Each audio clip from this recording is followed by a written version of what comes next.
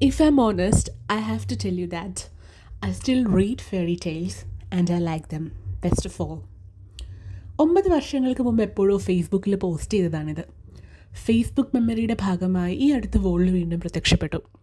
ഇത് ഈ പ്രായത്തിലും റീപോസ്റ്റ് ചെയ്യാൻ പറഞ്ഞാൽ ഒരു മടിയും കൂടാതെ ഞാൻ ചെയ്യും. കാരണം ഒരുപാട് ഫെയറി ടെയിൽസ് വായിച്ചു വളർന്നിട്ടുള്ളൊരു കുട്ടിക്കാലമാണ് എൻ്റേത്. ഓരോ കഥകൾ വായിക്കുമ്പോഴും അതിലെ രാജകുമാരിയായി ഞാൻ മാറും. ഒരു ആപ്പിൾ നിന്ന് ഉറങ്ങിപ്പോവുകയോ അല്ലെങ്കിൽ ഒരു മന്ത്രവാദിനിയാൽ ക്യാപ്സിനുള്ളിൽ അടയ്ക്കപ്പെട്ടു പോവുകയോ ചെയ്തിട്ടുള്ള ഒരു രാജകുമാരി. ഒരു രാജകുമാരൻ തന്നെ രക്ഷിക്കുന്നത് കാത്ത് കാലാകാലങ്ങളോളം അവൾ ചിലപ്പോൾ ഉറങ്ങും, അല്ലെങ്കിൽ ആ മന്ത്രവാദിനിയുടെ തടങ്കലിലായിരിക്കും. ഈ ഫെയറി ടെയിൽസിൻ്റെ ലോകം വളരെ മാസ്മരികമാണ്. ഒരുപാട് കളേഴ്സും ഒരുപാട് ലൈറ്റ്സും ഇതുവരെ കാണാത്ത മിസ്റ്റിക്കൽ ട്രീസും ഒക്കെയുള്ള അതിമനോഹരമായിട്ടുള്ളൊരു ലോകം. ഒരു മനുഷ്യൻ്റെ ഇമാജിനേഷനെ അതിൻ്റെ അങ്ങേ തലക്കിലെത്തിക്കാൻ പോകുന്നവയാണ് ഈ ഫെയറി ടെയിൽസൊക്കെ. എൻ്റെ ഫെയറി വേൾഡിലെ കളേഴ്സ് മിക്കപ്പോഴും ഒരു റോസ് അല്ലെങ്കിൽ ഒരു ലാവൻഡർ കളറായിരിക്കും. അവിടെ ഒറ്റക്കൊമ്പുള്ള കുതിരയായ യൂണിക്കോൺസ് ഉണ്ടാവും. യൂണിക്കോൺസിന് മുകളിലിരിക്കുന്ന നനുത്ത ചിറകുകളുള്ള ഫെയറീസ് ഉണ്ടാവും. ഒരുപാട് ഫെയറി ലൈറ്റ്സ് ഉണ്ടാവും. അവരൊക്കെ ഈ മേഘങ്ങൾക്കിടയിലൂടെ ഇങ്ങനെ ഒഴുകി നടക്കും. അവിടെ സ്നോബോൾസ് ഉണ്ടാവും. ഇതിനൊക്കെ പശ്ചാത്തലമായ ബീതോവൻ്റെ ഏറ്റവും ഫേമസ് സിംഫണിയായ ഫ്യൂഡലൈസ് മുഴങ്ങിക്കൊണ്ടേയിരിക്കും. ഇതായിരുന്നു എൻ്റെ ലോകം. ഈ അടുത്ത് അമ്മ ഞങ്ങളെ വിസിറ്റ് ചെയ്യാൻ വന്ന സമയത്ത് പറയുകയുണ്ടായി, നിൻ്റെ ആറ്റിറ്റ്യൂഡ് കണ്ടാൽ ഇപ്പോഴും നീ ഒരു കൊച്ചുകുട്ടിയാണെന്ന് തോന്നും. എൻ്റെ പുറകിൽ അമ്മയെന്ന് വിളിച്ച് ഓടി നടന്ന 5 വയസ്സുകാരിയിൽ നിന്ന് ഒരു മാറ്റവും നിനക്ക് സംഭവിച്ചിട്ടില്ല. ചിലപ്പോഴൊക്കെ നിന്നെ പെരുമാറ്റം കണ്ടാൽ നമ്മുടെ കുഞ്ഞിയെക്കാട്ടിലും ചെറുതാണെന്ന് തോന്നും. കുഞ്ഞി മറ്റാരുമല്ല, എൻ്റെ അനിയത്തിയുടെ 4 വയസ്സുകാരി മോളാണ് കുഞ്ഞി. ഞങ്ങളുടെ വീട്ടിലെ ഏറ്റവും ചെറിയ അംഗം. ഈ അടുത്ത് അവൾ ബർത്ത്ഡേ സെലിബ്രേറ്റ് ചെയ്തതേ ഉള്ളൂ. ബർത്ത്ഡേ സെലിബ്രേഷൻസ് കാര്യം പറഞ്ഞപ്പോഴാണ് എൻ്റെ വീട്ടിൽ അങ്ങനെ ഒരു ട്രഡീഷൻ ഉണ്ടായിരുന്നു. ഒരു കേക്ക് കട്ട് ചെയ്യുക, സദ്യ ഒരുക്കുക, പുതിയൊരു ഡ്രസ്സ് വാങ്ങിത്തരിക, ഇതൊക്കെയായിരുന്നു അതിൻ്റെ ഭാഗങ്ങൾ. എൻ്റെ 16ാമത്തെ ബർത്ത്ഡേക്ക് അമ്മ എനിക്കൊരു ഓഫർ തന്നു. ആദ്യമായി എൻ്റെ ബർത്ത്ഡേ ഡ്രസ്സ് സ്വയം സെലക്ട് ചെയ്യാനുള്ള ഒരു ഓഫർ. അതിൻ്റെ ഫുൾ എക്സൈറ്റ്മെൻറ്റിലായിരുന്നു ഞാൻ. എൻ്റെ ഏറ്റവും ബെസ്റ്റ് ഫ്രണ്ടിനെയും കൂട്ടി ഞങ്ങളുടെ നാട്ടിലെ പ്രശസ്തമായ ഒരു ടെക്സ്റ്റൈൽ ഷോപ്പിലേക്ക് എൻ്റെ ഫസ്റ്റ് ബർത്ത്ഡേ ഡ്രസ്സ് എടുക്കാൻ വേണ്ടി ഞാൻ പോവുകയാണ്. അതൊരു ഡ്രീമായിരുന്നു. ഒരു ഫ്രീഡം കിട്ടിയ ഒരു അനുഭൂതി. ആ ടെക്സ്റ്റൈൽ ഷോപ്പിലെ ഒരുപാട് വർണ്ണശബളമായ ഡ്രസ്സുകൾക്കിടയിൽ എൻ്റെ 16ാമത്തെ ബർത്ത്ഡേ ഡ്രസ്സ് ഞാൻ കണ്ടു. എൻ്റെ ഫെയറി ടെയിൽസിനെ അനുസ്മരിപ്പിക്കുന്നവ. ഒരു ഷിഫോൺ ചുരിദാർ മെറ്റീരിയലായിരുന്നു അത്. അതിന് ലാവൻഡർ കളറായിരുന്നു. അതിനുള്ളിൽ നിറച്ച് നക്ഷത്രങ്ങൾ തുന്നിപ്പിടിപ്പിച്ചിരുന്നു. എനിക്കറിയില്ല എങ്ങനെയാണ് പറഞ്ഞറിയിക്കേണ്ടത്. ഞാൻ എങ്ങനെയാണോ ഇമാജിൻ ചെയ്ത ലോകം അതുപോലൊരു ഡ്രസ്സ് എൻ്റെ കൺമുമ്പിൽ വന്നിരിക്കുന്നു. ഇത് തന്നെയാണ്, അത് എത്ര പ്രാവശ്യം തൊട്ട് നോക്കിയെന്ന് എനിക്കറിയില്ല. ഇത് തന്നെയാണ് അതെന്ന് ഉറപ്പിച്ച് ഒരുപാട് സന്തോഷത്തോടെ അമ്മയ്ക്കൊരു സാരിയും വാങ്ങി ഞങ്ങൾ വേഗം വീട്ടിലേക്ക് തിരിച്ചു പുറപ്പെട്ടു. അമ്മ ഇത് കാണിക്കാനുള്ള ധൃതിയിലായിരുന്നു ഞാൻ. സാരിയൊക്കെ അമ്മയ്ക്ക് ഇഷ്ടപ്പെട്ടു. അങ്ങനെ പതിയെ ഞാൻ എൻ്റെ കവർ പൊട്ടിച്ച് എൻ്റെ ഡ്രസ്സ് എടുത്ത് അമ്മയെ കാണിച്ചു. ആദ്യം ഒന്ന് നോക്കിയെങ്കിലും പിന്നെ അമ്മയ്ക്കത് വലുതായിട്ട് ഇഷ്ടപ്പെട്ടില്ല.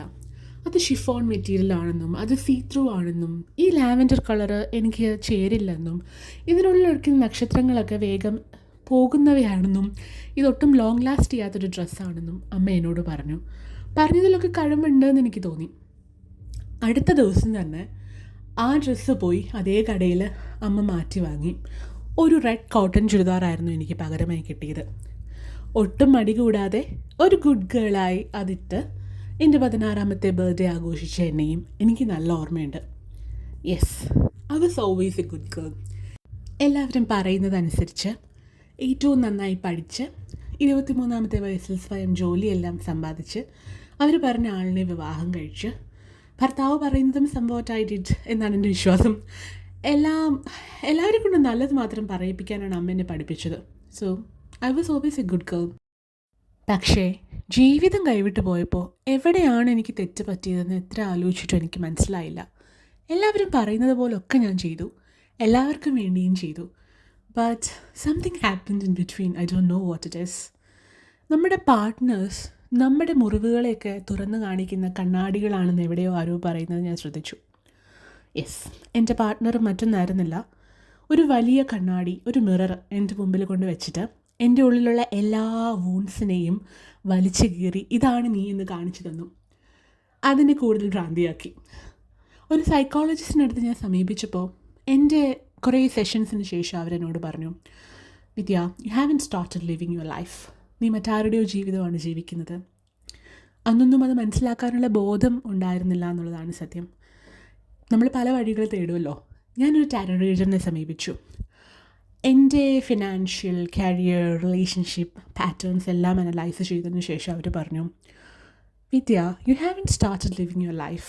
U don't know what freedom is. Exactly the same words.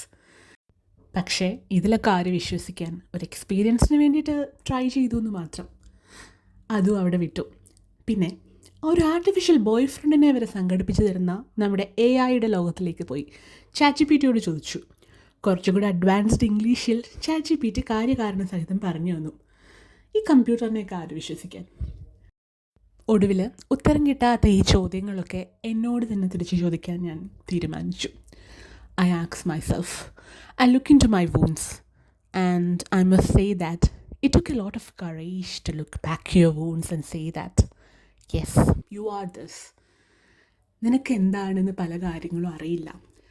Ego മരിച്ചു പോകുന്ന സമയമാണെന്ന് വേണമെങ്കിൽ പറയാം. The death of ego. Because ഇത്ര നാളും നീയാണെന്ന് അഹങ്കരിച്ച പല കാര്യങ്ങളും നീ അല്ലാന്ന് തിരിച്ചറിയുന്ന ഒരു നിമിഷം ഈ പ്രപഞ്ചം എന്നെ വലിയൊരു പാഠം പഠിപ്പിക്കുകയായിരുന്നു. And I am thankful for that.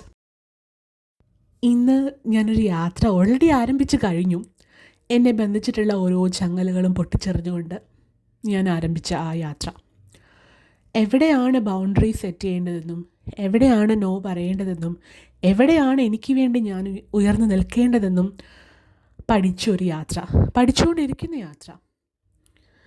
This is not a revenge. ഇത് ആരോടുള്ള പ്രതികാരമല്ല. പക്ഷേ എല്ലാ വ്യക്തികളെ പോലെയും ഈ ഭൂമി എനിക്കും അവകാശപ്പെട്ടതാണ് എന്നുള്ള തിരിച്ചറിവിൽ നിന്നുണ്ടായ യാത്ര, എൻ്റെ വെളിച്ചം തേടിയുള്ള യാത്ര.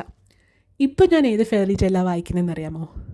ഒരു രാജകുമാരിയാവാൻ കാത്തിരുന്ന ഒരു പെൺകുട്ടിയെ കാലം ഒരു പോരാളിയാക്കി തീർത്ത ഫെയറി ടെയിൽ. പ്രപഞ്ചം രചിച്ച മനോഹരമായൊരു fairy tale. And I M loving it. I love my life.